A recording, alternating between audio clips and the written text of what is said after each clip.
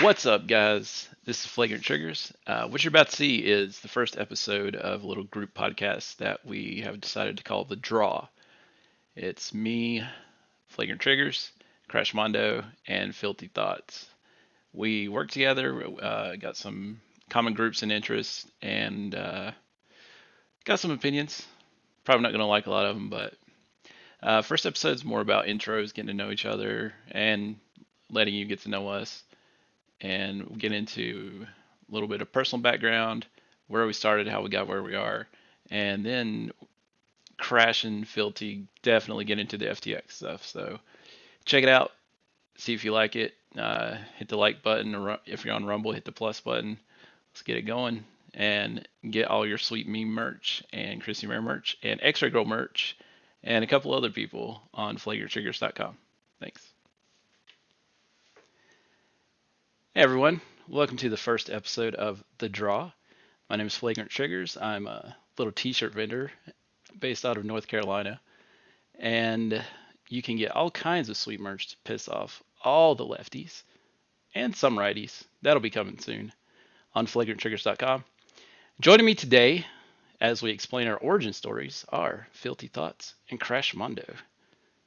How are you guys doing? Doing great. Doing good. Doing great so far. Yeah. Well, let's see. Who should we start with? Well, see, Filthy's pointing. You guys are pointing away from each other. You know that, right? Really? On mine, you are. On your screen. Oh, Yeah. On mine, I'm in the middle, so he's like right that way. Well, okay, we'll do it this way. Which one of you is older? Me. I am 27. Definitely me. You're not a day over 23. Come on. Me? Oh. I'm definitely not underestimating by a decade there at all. Yeah. Okay. Age before beauty. So Crash. tell Yep, us a bit Crash. about There you yourself. go. All right. Well, I am an engineer by trade. Really, I'm just some rando guy who spends probably too much time on the internet. I spend a lot of time in Chrissy Mare's community. Apparently so much time that Frank thought I was worthy of being a mod. He just randomly chose me one day and said, "Congratulations, Crash, you are a mod." And so I've gotten to meet Fealty and yourself. Through that, we got to meet each other in person not that long ago, which was pretty freaking awesome. And for everybody Was it listening, like 2 weeks? yeah, it's about 3 weeks now, isn't it? Really? Yeah, about 3 weeks. Yeah. And for everybody listening, Chrissy is our common tie. It's the commonality that we all share. She's a pretty awesome comedian out of New York, and she's doing some things. So Yeah, Chrissy Mayer, just in case you're thinking of another Chrissy. Nah, all the rest of them, sorry. yeah, Chrissy nah, Mayer. there's only Yeah. one Chrissy in the world. I would never make the mistake of not saying her last name. Well, even though and Chrissy Mayer and Chrissy Yeah. Mayer's boobs may seem like they're two totally different people, they are one and the same three people. First sentient pair of boobs I've met. Mm-hmm. We had to talk This about the is run true. for president. Don't forget that. Hey, Biden Fetterman, that's two boobs that are going to be running. So Actually, technically, it's three if you count his neck. You know. yeah, that's true. That third nipples, it's getting some body to it. What do they call it in Friends? His nubbin. It's his nubbin. Chandler's nubbin. I never actually. You watched. guys don't watch Friends, really? No, sorry. Have you ever watched Friends? without the Anyone laugh watching track? this right now, let us know in the comments. Do you watch Friends? Let's take a straw poll. How much do they suck right now? I'm just saying. Hopefully I pointed at them. I don't know where I am on the recording screen right now, so I'm just guessing that they're on either side of me. And if they're on this side, there you go. There you go. You know, Friends, man. Great show. good Little stuff. does he know I'm below him. So Really? How you like them apples? How you like them apples? I jumped on your head. That's right. all right, so Crash, you're an engineer, an internet sleuther, and messing around on there. What type of engineering though? So is it just like general engineering or like any specific like? I'm an electrical engineer. I started off in power systems, and now I do work in automation. So I'm basically a glorified programmer. Oh wow, yeah. Well, yeah, I guess you'd have to probably do a lot of programming to set up the the circuits and stuff for everything you're working on and everything. That's Yeah. cool though. I mean, Yeah. it's a power because you can create things and make patents and invent things. You know, that's pretty Yeah, I cool. do not have any patents though. Maybe Yet, someday. Not yet. yet. I've been an engineer for 15 years, but Well, maybe you just haven't had the right inspiration yet. Maybe you need to maybe. find out something you can engineer for boobs. I Oh, could, you know, you and Chrissy Mayer's boobs need to, have a conversation. yes, You yes. got, yeah, you might be able to change the over-the-shoulder boulder holder. Could be a revolution. Hey, And I I can't help mean, but add in notice. some electricity and lighting, RGB breasts. Oh yeah, with like the gaming chairs that go around like that. Hmm. Yes, this is stuff we need to pitch tonight too. By the way, I um, mean, I uh, would definitely date a girl if I saw some RGB glow from like underneath her clothes. I'd be like, come on, what's let's going on find out there? more. Yeah. Where does that rainbow lead? That's the only rainbow I will follow to find the treasure at the end of it. Just saying. Yeah, I have should you? also note that I am the chair of the local Libertarian Party. Just for context, if you wonder where my philosophy comes from, is that I'm libertarian. Actually, I'm very much an anarchist, anarcho-capitalist. I So think when I go on my rants, you will that framework will help people understand kind of where I come. I think most of Mm. us, well, all three of us at least. I know we usually lean libertarian or to the right. We don't. Mm. Yeah, I mean, there's some left stuff that, yeah, I think is decent, but a lot of the agenda that they're pushing nowadays is a little bit too much for what I think is healthy for the society. Yeah. Mm. And Well, I mean, the left is definitely good for growth and venturing into areas that may be hard to venture into. So if you talk about sexuality, I mean, originally it was the way to go. You had to go with the left. They were the only ones saying, hey, same sex marriage should be a thing, and now just recently it was codified federally. So, now it's finally a thing. And would that have happened without the left? I don't know. Maybe. But so I mean, there were good things from the left, but now I don't really think the left is the left. They're Yeah, well, 'cause the they've corrupt. moved so far that people who were the left are considered center, right? The liberals, classical liberals, would have been considered left not that long ago. yeah, Hmm. it seems Now like they're lumped in with conservatives. the far left is almost touching with the far right. They've just shifted all the way around. And what's funny, like I know Gary and him talked about it Friday, but Wakanda Forever, the movie's racist, like flat out. And you see him pushing more and more for stuff that they shouted was racist back in the 60s when they were trying to end school segregation and stuff like that. Well, now they want the segregated spaces. And it's hilarious because it's usually better off, well-to-do, affluent white people that are pushing for it. Kind of like Yeah. the Latinx thing. Most Hispanic people are like, "The hell is that?" No, we're not changing our language for you. Yeah. All Mhm. right, we still need Filthy's intro. We keep getting Oh, going off the I was tangent. just enjoying the We're conversation, people. Nobody Golly. know, we I don't mean, know who you it, are. it has been 3 weeks since we last saw each other. We were catching up, everybody watching. Golly.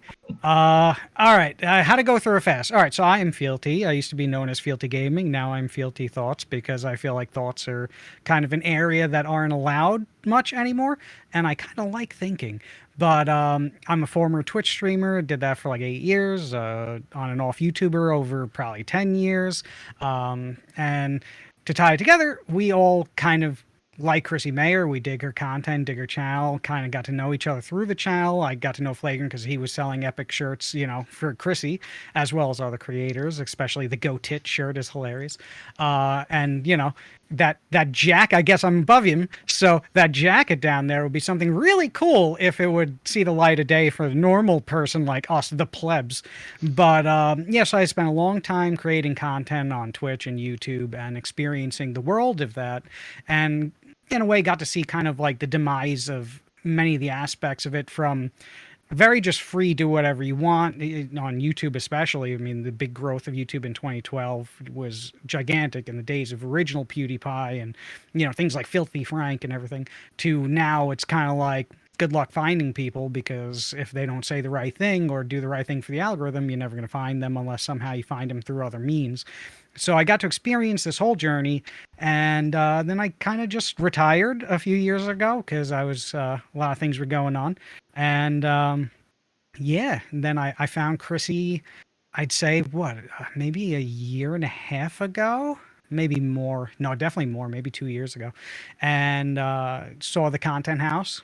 Started to edit some funny videos of things that happened during the first Content House, and they liked it, so they took me on to get the first Content House onto YouTube, recorded and uploaded. And then recently I went to the second Content House and actually was there to help out with it, which was insane and awesome. Got to meet everyone, was amazing. I've been doing clips for Chrissy for, I'd say now probably 6 months. And so that's how I met these guys at the second Content House. They were there. We got to meet in person, like face to face and stuff, and then sat together at a table and watched a whole comedy show, which was, it was astonishing. Like, I mean, I've never gotten to see Chrissy or any of them do any sets, and it was a wild experience. And then that night talking, it was kind of like, hey, let's, how about, let's do this fun little kind of chat thing and stuff. So I was like, heck yeah, let's do this. We had cool conversation, cool time at the table, cool time eating together and stuff. And unfortunately, it was cut short because I had to go and get back for Content House. I ran away from Flagrant because we were walking to Flagrant's room because he was gonna give me a Simpcast shirt, which I still have to pick up from Mike Harlow. We're hanging out, Mike. I'm just saying, if you see this, we're hanging out. And we were almost there, but then I got a text like, we're almost ready and stuff, and I was like, I gotta go. So I ran back all the way to where the bar was because I was like, I definitely don't want to be the guy holding up Content House. Like, And I'm not gonna be that guy. and he's not kidding. Like we were like me and Crash stayed in the hotel near the comedy club, and like we were about to walk into the grounds of the hotel, and he got a text, and he's like, I gotta go, and then he's Yeah.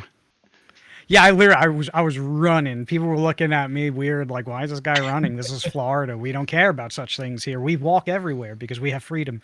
We have terrible internet, but we have freedom.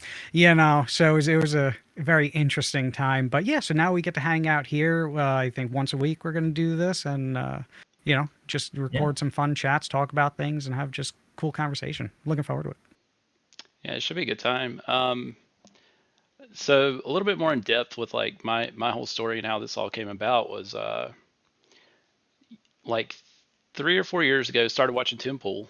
I think he's grown a lot over the past few years. He's actually building a media empire, which is pretty cool. Don't agree with Hmm. everything he says, but he makes some pretty cogent points. Um, but Civil War. yeah, so World War III. The fourth turning is coming. We're in it. I'm still waiting for that to drop because I think it'll be before too long. It's just we'll see.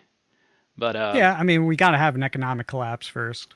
yeah, with Yeah. bricks that might happen sooner than we thought than what was Mm, projected. But so when Tim started IRL, he would interview other content creators and stuff, and he had on Gary, who, if you guys are checking this out, you probably already know who Gary is. Gary's from, he runs Nerdrotics. He does a show on Fridays called Friday Night Tights. He has a panel with typically 6 to 9. It's usually about 7 or 8, just depending on the weeks. And that's how I learned about Chrissy. Chrissy's been on Temple before. I don't think I caught that episode because it was years ago, wasn't it? yeah, I think Yeah, it it's been a was in while. like 2019. Yeah. It was definitely before the election. Um, and well, Chrissy came to NC, and I saw her show in Raleigh earlier this year in March, and then I made it. My dumbass made a shirt for her, which I should go grab because it's very sad but hilarious at the same time. And I gave it to her. She pulled me up on stage, made fun of me, which was awesome. She wore the shirt that Friday on the Friday Night Tights, wore it the whole time. And ironically enough, the next week, Frank said that they pulled down her Rootin' for Putin shirt. He said, hey, if somebody can make the shirt, they can make some money off of it, and it would help us out a whole lot. I was like, I got you, guy. Started up flagranttriggers.com like within a week, and it's kind of been downhill since then. I remember that episode. I remember seeing your super chats and pitching it, and then Yeah, it was. It's been. It's kind of been surreal because, I mean, just that chain of events up to being where I am now. Like, I started watching Temple. Temple led to Gary. Gary and Quarter Black led to Friday Night Tights. Friday Night Tights led to Chrissy. I went and saw Chrissy. Then Frank, and but it was fun because and it still is fun, like coming up with shirt ideas and stuff like that. Um, but yeah, I'm working on different things. One of the things I really hope to do with the site is get like a 2 or 3 every month doing a contest. People can put in their own designs.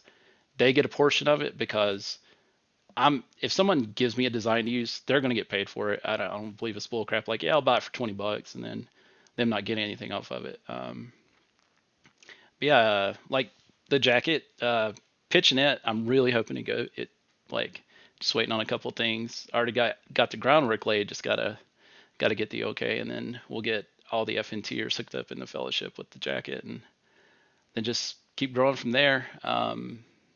As far as the channel, I've got a couple ideas for things to do. Like probably start doing some personal life videos, like explaining more in detail, like how I grew up, everything I went through, and because it seems like nowadays everyone who doesn't just lay everything out and they're like, you didn't say, we didn't know about this. Like, I'm just gonna put it all out there, and if people like it or they won't. But I'd rather, like, I've always been a pretty open, too honest for my own good most of the time. um, but I think I prefer it that way, and I think a lot of people do these days. They'd rather just have somebody be brutally honest with them and them not like certain things than just be lied to and find out something different later. Well, I think I.e., it's genuineness. It's the people that yeah, are genuine that are just literally being themselves. I mean, after going to Content House, it's like you all met so many people that were there, and it's like they are who they are. It's you yeah. don't meet them in mhm. person, and all of a sudden they're like a completely different person. You And know, I guess the only person I would say probably is a little bit different is like Brittany Venti is just really nice, like really. She's not a troll in real life. She's so nice. I'm sorry to spill the beans there, but she's really nice. You've Like ruined the she, mystery, Fealty. yeah, I ruined the mystery. Golly, I'm so sorry. I've led the cats out of the bag now. But like, yeah, like literally everyone there, like their persona on their channels is who they are, and that's why they are successful. You know, they're not putting on an act. They're not creating a character and then putting that out there. You know, and that's kind of what's kind of pushing the way right now on YouTube is just the people who are just being honest and true. and You know. that's something I've super chatted to Chrissy and him a few times as well. It's everyone that I met at down there for the trip because it was the FNT and Geeks and Gamers meetup, and all the people from that space and Chrissy's space, all the friends that she knows, everyone she hangs out with, all the FNT crew, they're who they are who you see on YouTube. There's no catch, no gimmicks. There's no one who's like this backstabbing snide person. Like everyone's very nice and affable, and everybody tries to get along, and it was awesome. It's nice to see that for sure. And they're kind of enjoying making content together. It's like Hmm.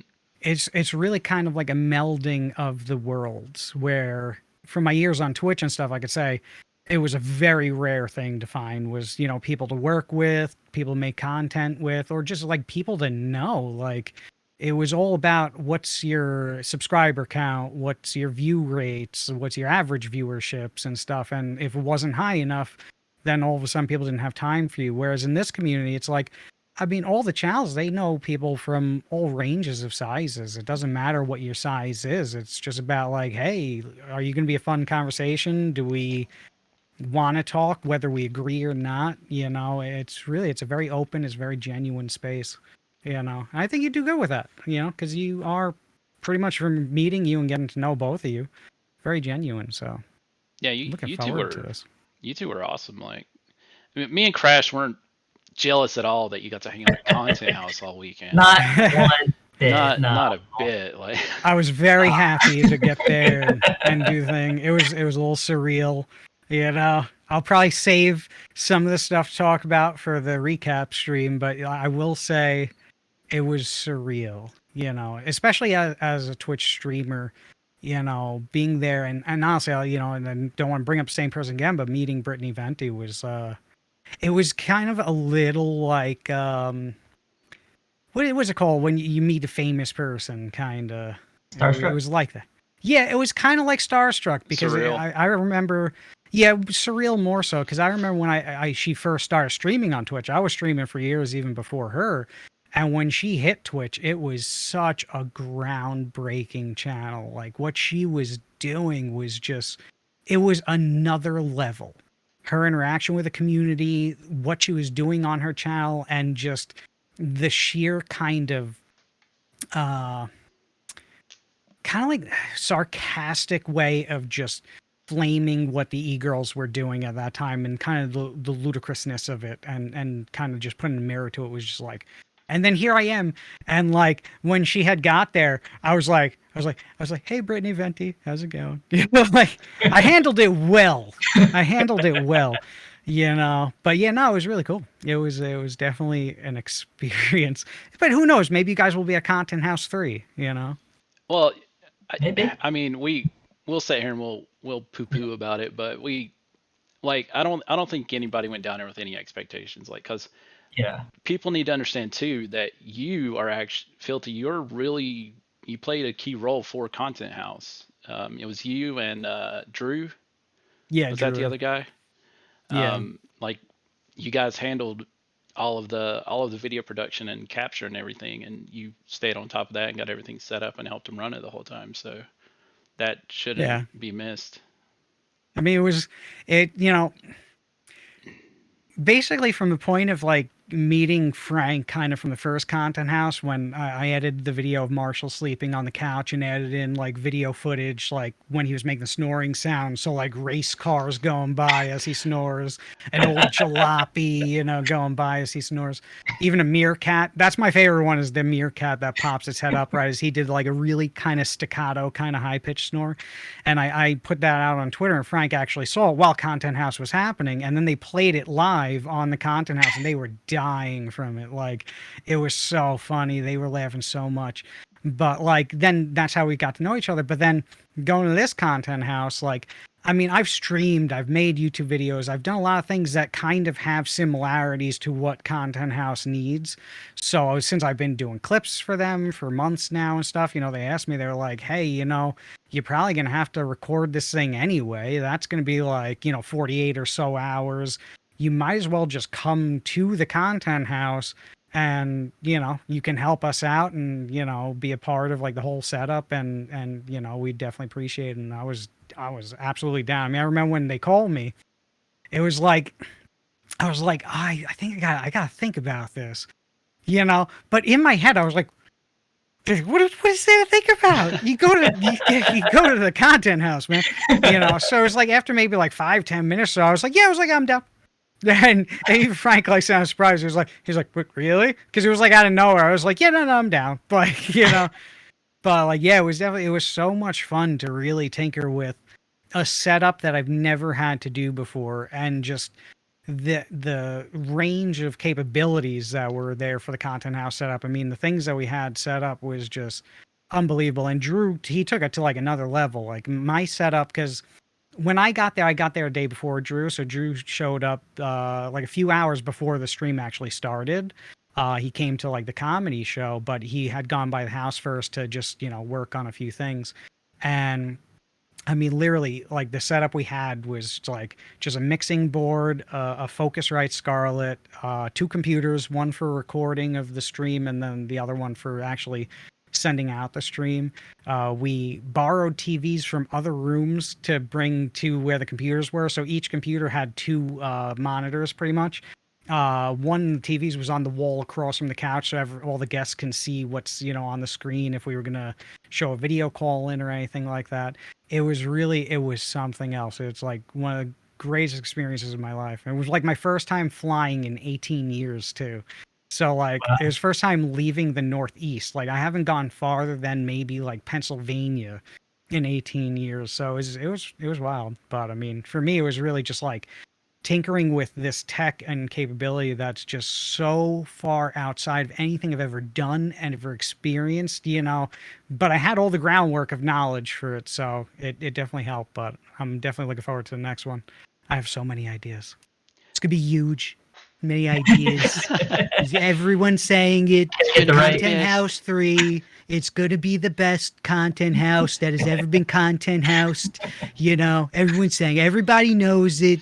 You know it. Him down, he knows it down there. I'm just saying, it's gonna be huge. Getting warm in here. And Crash now is getting naked. So you have to hit the like button and subscribe for that. Absolutely. And I also noticed that Crash, I think all three of us have something else in common. Can you guess what it is there, Fealty? Beards? No. Looking at the guitar in the My back. girlfriend's out shopping right now, so Were you looking at the guitar in the back? yeah. Yeah. Because Oh. Fealty, you play too, don't you?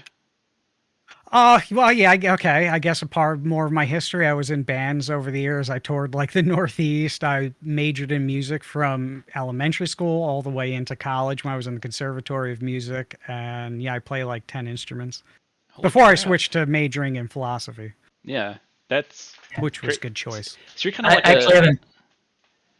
Go ahead. I was gonna say, I actually haven't played in quite a few years. I just recently, and I say by recently I mean a few months ago, I pulled my guitar out of storage, in the package of strings I had purchased years ago to replace it, and I still haven't replaced the strings. Maybe I will soon. Now that you called me out on it, now I feel somewhat obligated to. It's going to be the Crash relearning guitar challenge for next stream. Oh man. Well, if you want to see something sad for guitar, give me 1 minute. Oh, this should be good. Dude, I had no idea that Filthy played that many instruments. That's crazy. I know, right? I was gonna say he's kind of like a little bit of an everyman. He Yeah. dabbles in a little bit of everything. Me and you dabble in guitar. He dabbles in fucking everything.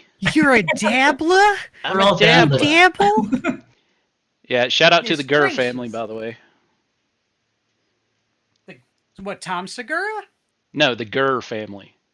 Oh. Yeah, Nicholas Gurr. Yeah, yeah. I don't know that person. I'm friends with him though. I have a friend. I have one friend. That, Well, I heard Ligma and Johnson's are. Let's see if you can see how dirty this is. Oh, dude, that's You see- nothing. That's not bad. Oh, this is bad, man.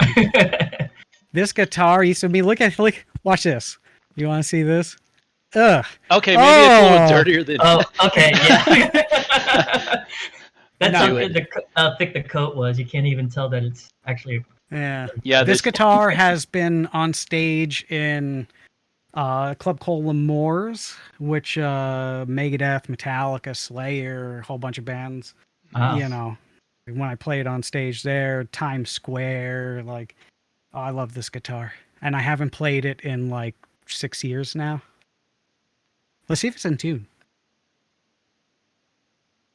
I can't hear anything. We can't hear it. Oh, really? No. How about if I talk and do it? No, when you're talking, we can- NVIDIA Broadcast cuts out all background noise, by the way. How crazy is that? Yeah. That's an AI cutting it out. Huh. Yeah. Worth it. If you have an NVIDIA graphics card, worth it. I've got one. I need to put that on because, living in an apartment with kids, get some background noise sometimes. Yeah, I got an NVIDIA. Oh, yeah. card. I mean, you could turn on the air conditioner. You could turn on a vacuum cleaner. It cuts it out completely. It's crazy. Yeah, I have to look into But that. yeah, my dirty Catherine. That's what I named it. Damn it, now I want to pull mine out. Whip it out, man. Is it a Sats. big one or is it a small? Is it a ukulele size or is it, All right, are we talking I'm gonna like show y'all Gretsch what's here? actually in the case. It's totally average. It's totally it's normal. Everyone says it's normal. You know, people, they go out there and they say, you know, that it's too big. It's just too big. But no, it's just normal. It's just a normal size. Look at that box. He doesn't even have a case for it. He doesn't like it. He doesn't love it. He doesn't treat it with the respect it deserves. He should be in a huge case, solid gold, 24 karat gold, huge case. That's why I build a wall around it. You know, even Crash, he doesn't have a wall around his guitar. People could just walk into his guitar. Oh, goodness, Yeah, there's out signatures of there. tune this is. So my parents got into this it. for me for a my graduation present from high school, and at the time they said they got it from some guy who won it on a radio show, and Hmm. it was signed by Seven Dust and came with a Okay. signed album. Nice. Well, 20 years later, I actually get the message to the people from Seven Dust, and they're like, "Yeah, that doesn't look real." Oh So, no. No. yeah, it was No. so man, because my parent like they paid a good chunk of change for it back then, and this was when Seven Really? Dust was really started to take off. I think it was was it the Home album? I can't remember, but yeah, that it's kind of sad because I Well, like what model Les Paul is that? it's the Gibson Epiphone Special Number Two. It's when Gibson they because they bought out Epiphone, and Yeah, then yeah. I think that one was made in Korea where they Hmm. use Goodwood. Yeah, they're pretty good there in Korea. I forget what the channel I watched, but there's a channel that they just display their guitars and play them, and they got good sound. I mean, we've got an acoustic. I'm guessing he's on this side of me. I don't know. Maybe he's there, but we got acoustic. We've got a Les Paul, and the best of them, the Fender. You know, but I am biased. But I do have three more guitars. If I need to beat anyone out, just saying, don't make me whip them all out on you. You know, I have a piano right there. So what I instruments have do a you play? flute. All right, so I play guitar, drums, piano, flute, saxophone, trumpet, clarinet. What else? Well, trombone. It's technically a trumpet, but trombone. I have some knowledge on. What else do I play or have played over the years? I play pretty much everything. Nah, I've played, you know, literally from like second grade. I've played instruments on to college. And then after like 2.5 years in the conservatory of college, Brooklyn College, they told me that the guitar waiting list for the classical department, I have a nylon string acoustic upstairs, but for that department, it was going to be like 4 years of a waiting list before I could continue from that point. Wow. Because in their department, you have to be majoring in an instrument, and they wouldn't let me just major in musical theory, which is really kind of just what I wanted to do. I just wanted to learn what musical theory was and understand the ins and outs of it. And they're like, no, you can't do that. I was like, I can't just take the classes. Like, you don't want money. Money's not good for you. They're like, no, in our department, the way it works, blah, blah, blah. So, yes, and I switched to philosophy. And then I was in the band years later, like maybe like 4 or 5 years later. I was in a couple of different bands touring and stuff and haven't played music since really. Once in a blue moon, I might pick up the guitar and just play a little, but probably if I tried to play that right now, I think I could probably pick it up semi fast, but yeah, it would be wonky. Definitely wonky. But yeah, a lot of instruments. A lot of them. yeah, with me and guitar, like I was self-taught because my grandpa played, my dad played, Hmm. so I picked it up. But I never got extremely proficient at like chord songs. You know, I can do that pretty easy. But as far as the technical solo aspect of it and doing scales and stuff, I never got into that. That was So my favorite. I I was a lead guitarist, so. Don't feel bad, Flagrant. I'm strictly rhythm as well. I never. I was so We bad. I should never make an practiced my Iron skills. Maiden cover band then, and I will do all the solos. No, I I no, you want to need harmonies, so you know. I want to learn some death. I want to learn at least one Death Clock song from beginning to end. Oh, the old GNR. Yeah. Can you serpentine? That's the question. No, I can't. It doesn't really work well when the bottom of your body is not on screen. You can't show the hips, you know, because it's all in the hips, you know. I'm very glad no one can see my lower half because, yeah. Yeah. Well, because I'm You, wearing sleepy pants. Oh, You can't. See, sleepy pads. Nope, Mike is covering it. Ha. I was gonna say, I thought he was getting ready to just put us to shame with our average guitars. Which everybody says it. They're average. They're average guitars. I'm telling you, everybody knows it. Russia knows. China knows it. Your guitars are made in China. Just saying, mine's made in America. Actually, mine is made in America, I think, or Mexico. I don't know where mine's made. Where's Takamine made? It totally depends on the. Oh, kinda. It won't focus. Fuke. Cover face. There it is. Made There in it the is. USA. Yeah. Made in the USA. That's right. Fender. Made in the USA. It's a great company. I made it great. Made it great again. It might be dirty, but I made it great. Fealty I do have a Fender bass. Fealty sitting here trying to get that Fender promo Oh spot. yeah, can I get a Fender sponsorship? Even though I probably can't play it too well right now. Crash, you can look on the plate inside the body of the acoustic, and the numbers will tell you which factory it was made at and where. Okay. You just have to look it up on whatever guitar site it is to see how you read the serial numbers. What company is that acoustic? Takamine. Oh, that's nice. Yeah, they actually make some pretty good stuff. I almost bought one when I was trying to get into the guitar department. I was going to get a Takamine acoustic, but they're crazy expensive. Taylors are too. Yeah. My buddy plays and he's got some Taylors, and they're crazy expensive too, or can be. Yeah, I have. What do I have? The nylon guitar I have that I had to use for the classical department is actually handmade by the teacher of the department in the school. So there's no company name for it, but I have a Yamaha acoustic. I have a Jackson Warrior guitar. I have an Ibanez 6-string. And I have a Gretsch, but it's my brother's. It's not mine, but it's here. That's hidden. You're talking about that teacher. One of my buddies, his uncle actually did that. He would get Fenders and Strats and stuff like that, and he would actually assemble them at his house. He'd buy all the templates and the wood and everything, because you can get them unassembled pretty cheap, and he'd get them all put together and put up and sell them for quite a bit of money, because he was pretty good at it. Well, yeah, I mean, when you're paying for a guitar, a lot of the cost is just for the actual putting together of the guitar, because there's not a lot of people in the world that can make guitars, or at least are willing to work for the companies to make the guitar, and they try and keep the costs down, but you're paying a lot of just the man hours on guitars. I mean, it's just wood, not even like non-abundant wood, so it's just maple, probably rosewood, stuff like that, and you can find that everywhere, so it's very cheap. And then the electronics in it, means just audio electronics. Crash would probably understand. I mean, what do you got in there? Just some magnets, some wires around the magnets for the pickups, and then just a little bit of wiring, like... Yeah, there's not a ton of wiring in there. Yeah, so it's really just not much to a guitar, but you're paying a lot just for someone to put it together. So that's genius. That person's awesome.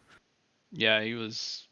I went to his because he had a little shed out behind his house, and I went in there, and dude, it was just wall to wall guitar, like from just the neck hanging to all the way down to finished products. It was really cool. Wow. Especially because when you go to the store and you see a guitar, it's got all this high gloss finish on it, and I thought it was really neat to see unfinished guitars, like they were assembled, but it was just that nice wood grain look, and it was pretty neat. I'm a big fan of kind of like the clean look. I do like that. I do wish I got more of a Stevie Ray Vaughan kind of sunburst kind of look to the body of the guitar, because I mean that's just black. At that time I was more into like metal and stuff. I took out the wow, I can't really... There we go. The pick guard there, that thing, it was originally white, like an off-white, and I switched out because I was into metal and stuff, so I was like, it's got to be dark, man. And, so I went with that, but I do wish I kind of got that sunburst. I like that kind of like clean wood, kind of little bit, kind of tinted and then going out to becoming tinted. It's such a beautiful look, but even clean. There's a channel, I forget the name of the channel, but there's probably a bunch of channels that do it, but there's people that just make guitars out of random things. Like I saw a guy make a guitar out of pencils. He like used epoxy and stuff to, glue all the pencils together and then like, chiseled it down and literally turns it into a guitar, and it sounds amazing for a guitar. So there's definitely, it's such a shame that guitar companies don't venture into such kind of risky endeavors of creation, because like really, I mean, you go to the guitar store and it's unfortunate when you go to a guitar store, everything's nice and shiny. It's all pretty much like two colors. I think that even makes it more so that when you see like, oh, a clean guitar, it's so unique. It's like almost like drinking water after like not drinking water for a few days. It's kind of like, wow, it's like refreshing. It's a beautiful look. Yeah, the guy who did the pencil one, he did a Lego one too, didn't he? I think so. Yeah, I know. I I've think seen that's the him same do. guy. He did one that made it look like it was a beach. He I'm did gonna have like to look this another up. one with like. If I ever find the channel again, I'll definitely send you a link to it. Yeah. It's such a wild channel. Like if you'd probably just look up like guitar made of pencils, guitar made of, I think, crayons. Like he's making guitars out of everything. Yeah, and the way he does it, I mean, it's actually really simple. You just take whatever material and then you put it in epoxy and then you just sand it and polish it. Get your body Yeah. structure. And that's a cool thing too. Like if you can get to the point where you can make your own, you can do whatever fucking shapes you want. You don't have to stick with Yeah. all the classic body styles. Well, I mean, there is one downside. You're not going to find a case for it. Yeah, that's true. When you have to put it in a cushioned bag pretty much, or a duffel bag, which sucks. But unless you make it similar but different, like so if like the far points go to where it needs to go, maybe you could fit it into a warrior case or a flying V case or something. But like, yeah, you're either going to have to retrofit a case but then again, if you think about it, if someone knows how to build a guitar and can actually shape a guitar to be whatever they want, they could make a case. Yeah, well, I mean, they could just, as long as it fits within the outline of the body, you could just put styrofoam inserts in there, and Yeah. just got to make sure the length is right, so it's not jostling up and down the whole time. Or you could do what I did for Content House. My my carry-on bag. I actually used soundproofing foam to line my carry-on bag because I mean I had like cameras in it, I had mics in it, I had all this expensive stuff, and the bag was larger than all the stuff I had in it. So I just bought like a packet of those like soundproofing squares or sound dampening squares and just put it on the inside of like the fabric liner of the bag. Worked perfect, just saying. And then I cut it up and like fit it in anywhere there was space and stuff. So like, yeah, good point. For a musician, they probably have, especially nowadays. So I'm sure as we record this stuff and we're doing this stuff, I'm going to say right now, I'm going to make some predictions. One of the two people, whether they're below or to the side of me, will eventually get some sound dampening foam on one of the walls behind them. Just saying. No, I mean, just blank white. That's the way to go. It's the future. Uh-huh. Yeah. So anyone watching, you could clip that moment. So when he gets some sound dampening foam behind him, you can make a video and post it online of this moment and cut to that moment now. Yeah. I won't paint it white to blend in at all. Nah. You won't do it secretly, unbeknownst to us. It will just all of a sudden be like, well, why does the wall behind you look differently textured than before, but still the same exact color? So best wall acting goes to Flagrant's wall. Let's see. I guess we should talk about something else. For those who don't know, we also do Chrissy's member streams, and we like to hop on those. And we got that coming up. So, what do we want to hit? FTX, Trump. Well, I guess let's go with how much about the FTX thing do you know? So, I'm not a huge I don't know detailed stuff about crypto itself, but the FTX story, from what I've gathered, is you got Bankman-Fried, whose parents were huge Democrat operatives, or not operatives, but donors, stuff like that. They were entrenched pretty deep. He started the FTX stuff, got them to get people to invest in it. Then they would send it offshore, like Ukraine. A lot of it went to Ukraine. Then Ukraine cashed it out and then sent the cash back to the U.S. to those people. And I think I read somewhere it was like 20 or 30 million dollars that he funneled back into Democrat campaigns and candidates. He was the second highest Democrat donor for the last Second only to election. George Soros. Yep. Oh yeah, Yeah, it was 40 million. Yeah. And he did a panel with who was it? Fink, Yellen, and who was the other one? But he's done pals with all of them. Yeah, He's been yeah. on pals with Bill Clinton, with like former Prime Minister of England. He was on with. I bet him and Bill have a lot in common, given where they say he was staying with and his proclivities at his little frat boy house. Well, a lot of people that were. I guess I shouldn't talk out of school since I'm not 100% sure, but I know that there were a lot of people close to the company of FTX that were people that were aligned with things that were happening on that island and have been known to go to said island.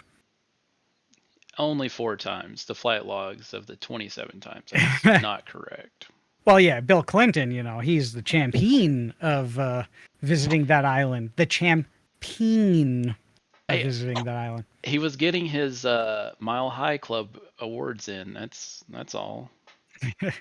Yeah, he partied from the ground up to the Mile High, back down to the ground. He partied the whole way through, But there's even more. His girlfriend, her father is a former head of the SEC. Oh, wow. And so there's a whole second company. It wasn't just FTX. It's FTX, and FTX owned a company called Alameda, And so his girlfriend was the CEO of Alameda. His girlfriend's father, former head of the SEC, makes you wonder, so this is why and how everything they were doing financially, which should pop up instantly as you can't do this, no, just was like, oh, okay, it makes sense. We're not going to look into what you're doing with your investments and, the fact that they were basically doing exactly what the Fed does. They were creating money, so you give them money. They then take that money and then loan it out through Alameda and their investment strategies. And if you want your money back, well, there's nothing there because it's already been lent out. Yeah. So it's kind of like fractional reserves, how they do in the banking system and the Fed and everything. It's nothing was held on to. But the real problem with it was just that it crashed crypto market.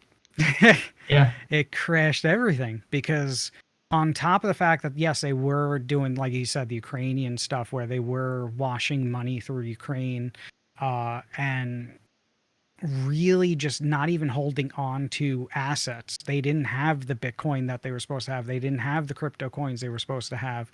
And this is something that shouldn't be doable. If you buy crypto, it should be linked to a wallet. So it just shows that they had pretty much like 1 or 2 wallets everything was sitting on. And just recently, what was it, 130 million or 200 million dollars of the crypto was hacked and stolen, like completely gone. I heard it just that happened. I heard that when Freed was in, where did he go to? The Bahamas? Was it the Bahamas or somewhere else? None of that was confirmed. Like some people said that they caught him in the Bahamas. Other people said no, he got away. Like, well, no, I there's don't no mean way to caught. know. I heard that wherever he went, they made him liquidate the rest of FTX, and they seized it. I don't know. I think I saw that on Crowder or something.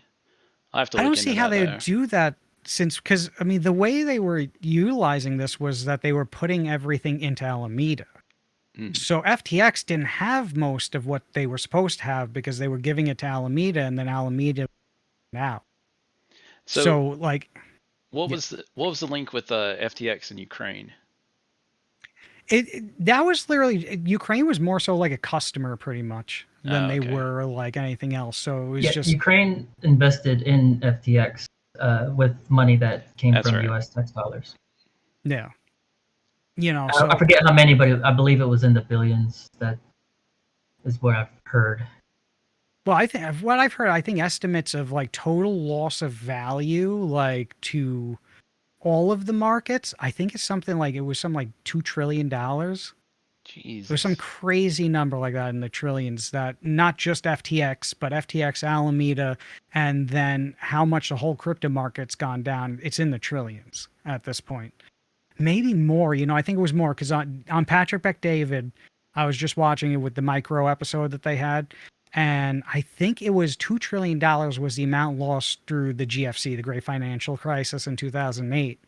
And right now, the loss to the markets is, I think they were saying 7 or 8 trillion, something like that. Because I remember it was like Damn. they were saying that it was factors higher and factors worse than what happened with Lehman Brothers and all the banks in 2008 and all of their kind of lending to, subpar loans, and then bulking all the subpar loans together. And as people weren't able to pay for the houses because they were given loans that they shouldn't have, it all came crashing down, and that added up to 2 trillion. So this is it's factors above that. And even if you counter in for inflation, it's still more than what that was.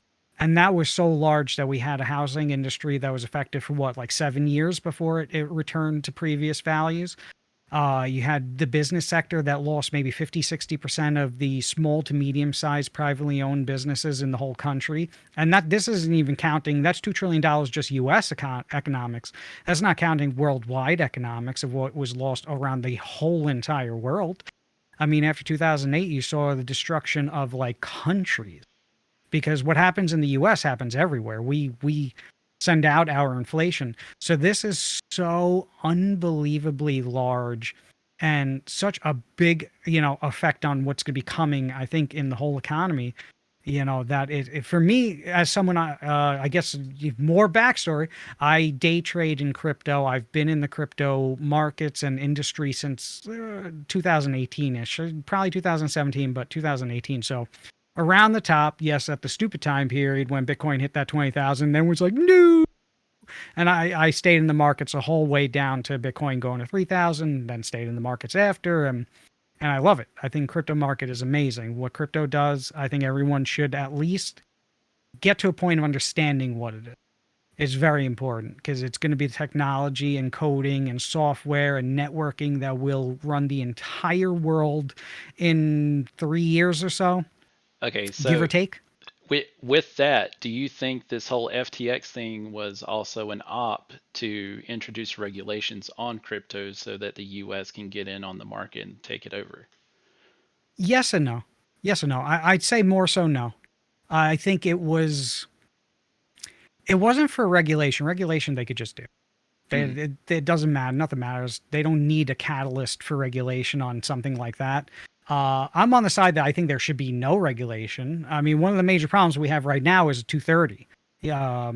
How, these private companies could do whatever they want, but that's not what 230 originally was. It was just a protection for websites that had forums on there. And if someone gets on there and says something crazy, that website can't be sued, to high heck because this person's saying something crazy, which means that these platforms shouldn't be able to censor anyone, because if you're getting protected for what someone's going to say, you shouldn't be able to then stop someone from saying things outside of the law. So if someone's not calling for violence and doing anything that could cause violence, then they should be able to say whatever they want and think. But so they don't need a catalyst for regulation, because all that regulation and 230 and everything like that wasn't from like a real catalyst of something happening. Like, yeah, there were lawsuits against websites. They had to figure something out and everything. But right now with regulation, there's already tons of regulation that exists and has been written up. And it's just a matter of they don't have in the technology that they need yet. I mean, CBDCs are still in the works. I was just hearing about, I think it was 10024, something that Biden signed, executive order or something like that, where he's wanting them to start making the frameworks for the rulings for CBDCs. But I think more so what this thing is they just want to crash the markets. That's what I really more so think it was. I think the markets were too expensive. They want to shake out the people who don't have the money to stay in. I mean, that's their goal. They don't want you to have this technology, this claim. It's almost like a claim of land. It's like claiming your ownership in the digital world that's coming. The digital world that everything is going to be linked to, in the real world linking to the digital world, and the digital world linking to the real world. People look at NFTs like, oh, it's just a picture. It's like, no, it's a capability in the coding of software. That's what it is. It could do anything. It doesn't have to be a picture. It could be a character skin in a video game. It could be a song. It could be anything. And you could prove that it is what it is because it connects to the blockchain. I mean, Well, it You can know, go beyond just the digital space. You can use yeah. T's have applications, Well, yeah, car VeChain, titles, house titles, contracts. medicines. Yeah.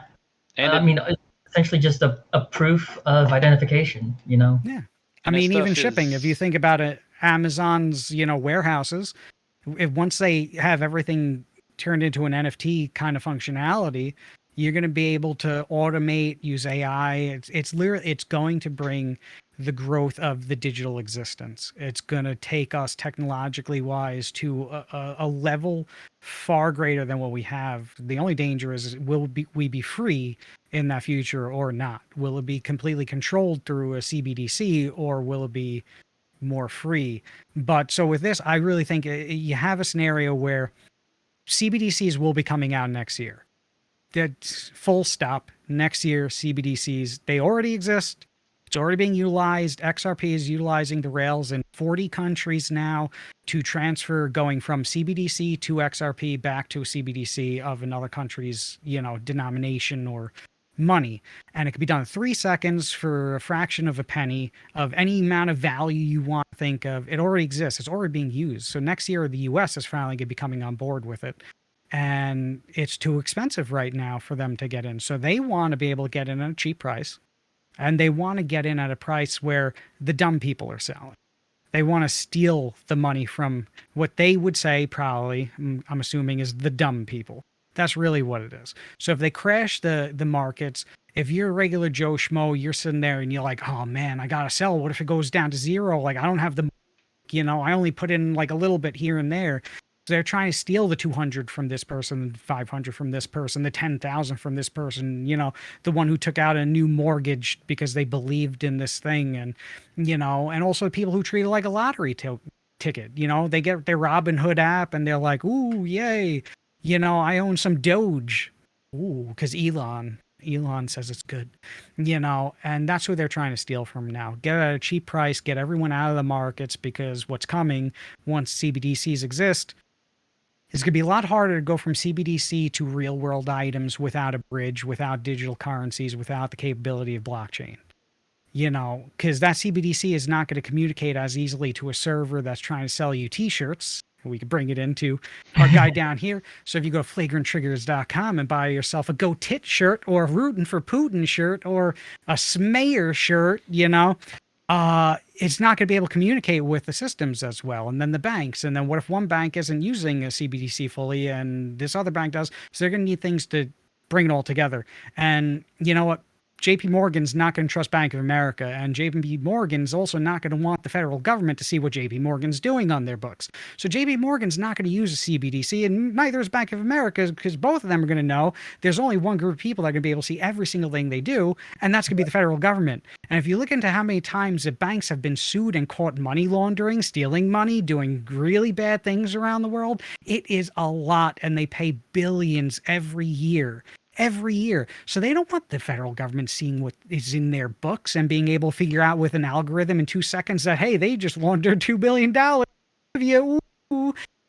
So there's going to have to be a neutral party, and that's going to be blockchains that already exist. So it's going to be things like Ripple and the XRP ledger. It's going to be things like Ethereum, their NFTs and their ledger. We already know that there's links, especially between Ethereum and Bitcoin and the SEC. If you look into Gensler and you look into, former SEC heads who've done shady things recently with like their SEC versus Ripple, SEC versus library token. So that's why I really think this one was. I'm sorry for the long-winded explanation, but it was really just, let's crash the market, get the prices down, get the people out that they consider dumb, because they don't want you to have a chance to really reap the rewards of what this technology is and what it will do very soon.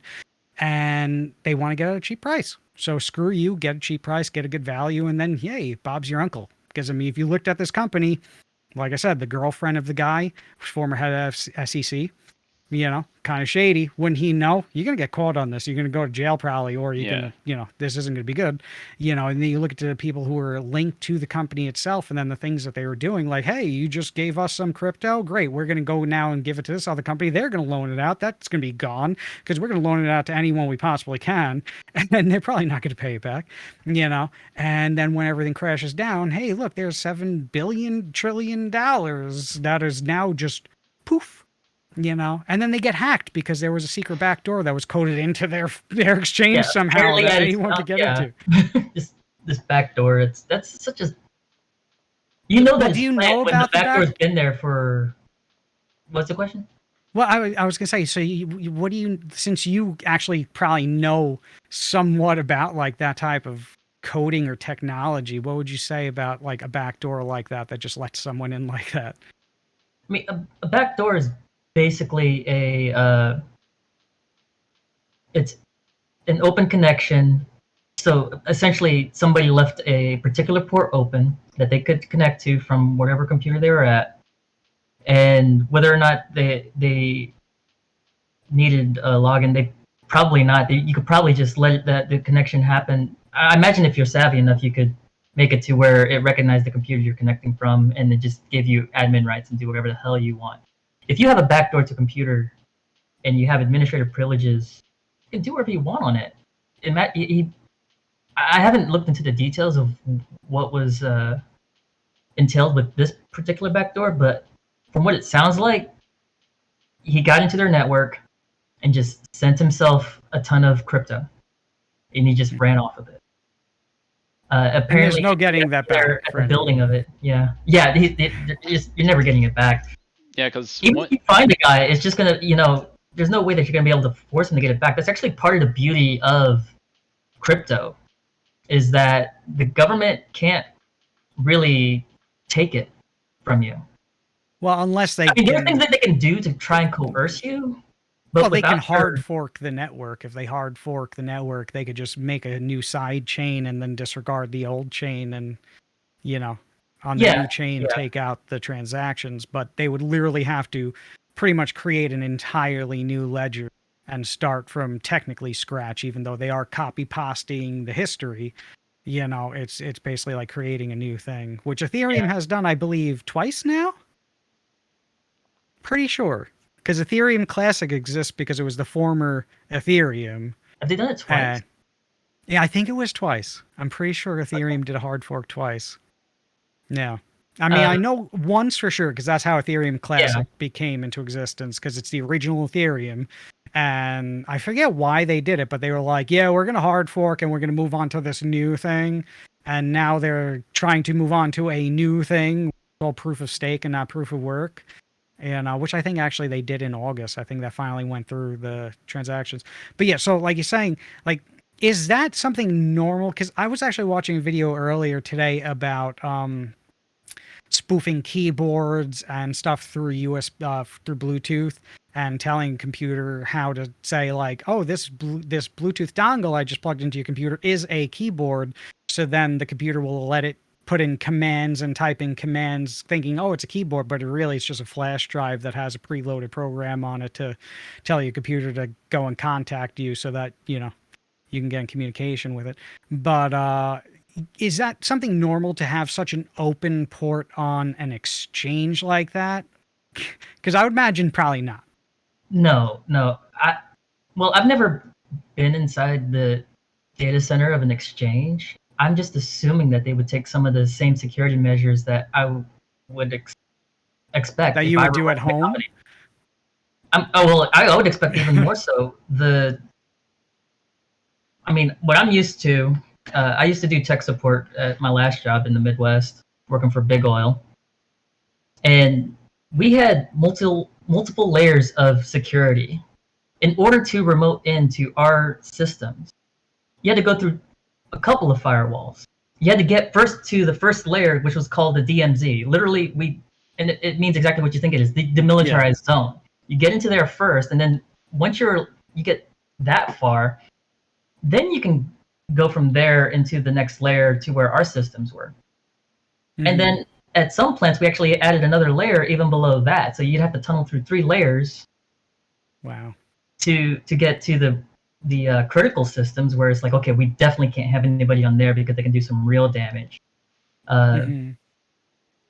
Yeah, and it's referred to as the Purdue model or the 3-layer method, but as I said, it can go to 4 layers if your infrastructure is really critical.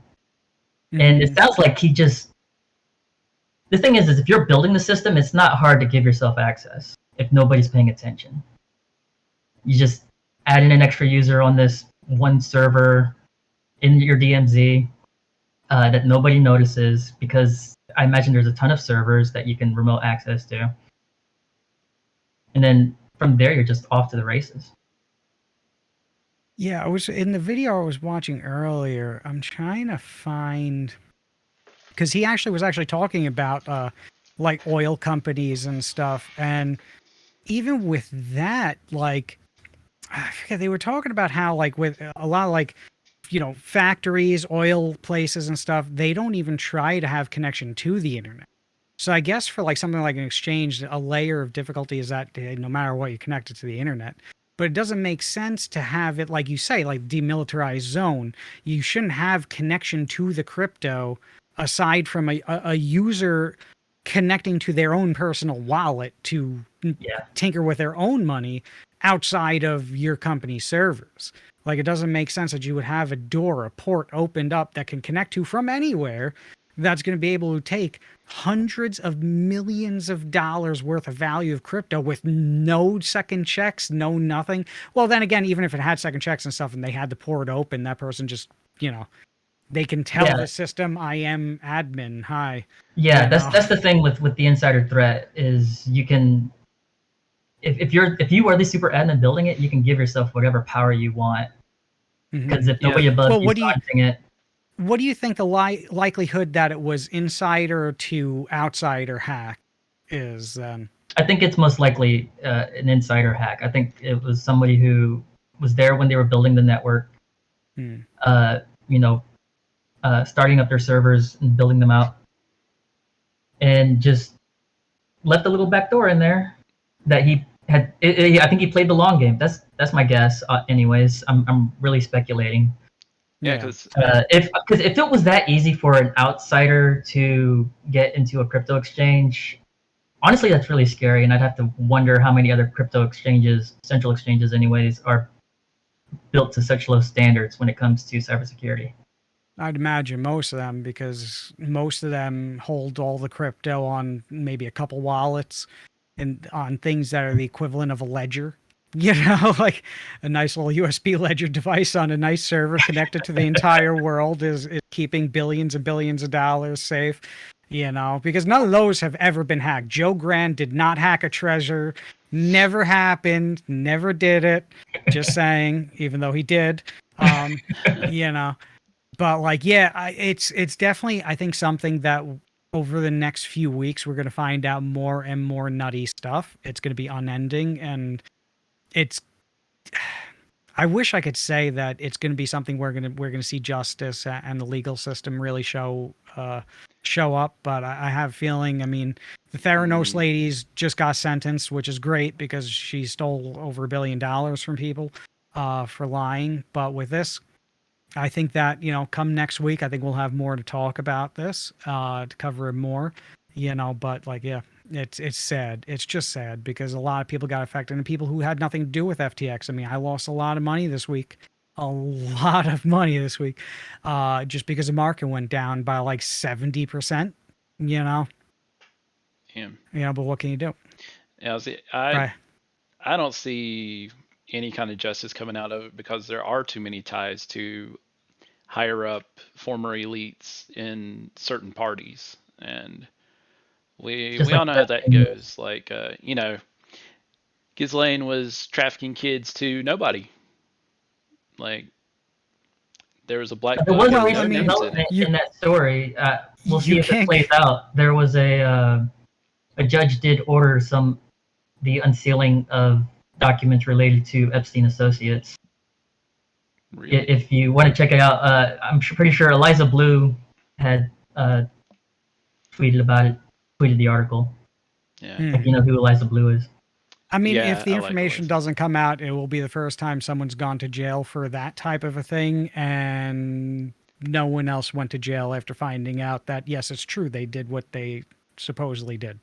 You know, you can't go to jail for something that is so illegal that anyone involved with it is doing something illegal and then have only one person go to jail. Yeah. You know? Because then what did they go to jail for? If there's no one else to arrest, Exactly. what do they go to jail for? So But because you have in to the have, essence of time, I think we should probably start wrapping it up here, though. yeah, because it's we got about a few minutes. I'm sorry for anyone watching that I just did that. I cut it short. I'm sorry. Forgive me. Okay. Click like if you forgive me. Yeah, well, or hit the Rumble button, because honestly, I think I'm definitely going to do both. I think, Smash that plussy. yeah, Smash it in the plussy. with the way YouTube's going, I just see it turning into cable news soon, and only advertiser approved stuff is going to be on there.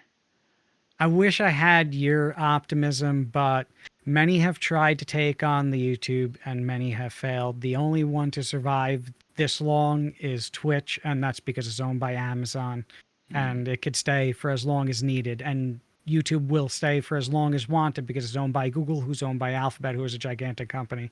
And then even past that, I mean, 90% of the world is owned by BlackRock or Vanguard anyway. So, you know, propaganda things will survive. But yeah, so I mean, I wish I was there with you, but we've had D Live, Hitbox, Mixer, like, you know, the amount of buried, you know, things are insurmountable. But yeah, All we right. should end.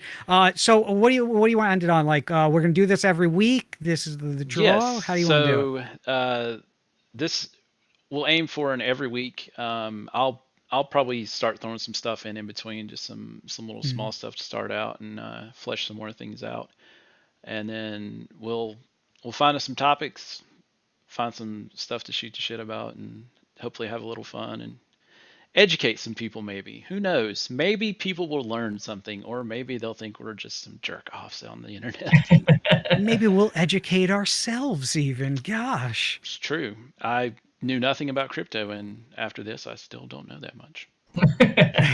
Oh, Chuck, me and Crash, we'll learn you on that. Yeah, Yeah. we got you. Well, let's wrap All up. right, though. Filthy, where do people find you? You're pointing at Filthy me. Thoughts on Twitter. Filthy Thoughts on Twitter. Anywhere you want to go and find that. I have a link tree on there with links to everything, my old channels and all that. Crash. Follow me on Twitter, Crash Mondo Jr. That's Crash Mondo Mondo Jr. That's all I've got going on right now. And you can find all the sweet merch at flagranttriggers.com. Flagrant Trigger on Twitter, Flagrant Triggers on Rumble, and we'll get this stuff rolling and get some good things coming out. So everybody, have fun. I'm gonna jump on his head till we leave. I'm jumping on his head till we leave. Later, guys.